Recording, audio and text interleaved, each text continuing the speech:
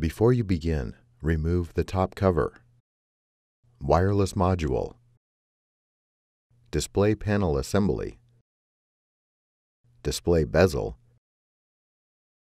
and display panel. Removal.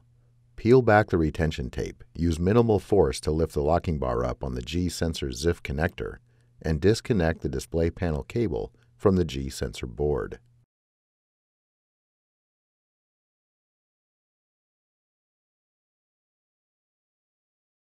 Using a non-metallic flat-bladed tool, carefully remove the G-sensor board from the adhesive that secures it to the display enclosure. Remove the G-sensor board. Reverse this procedure to install the G-sensor board.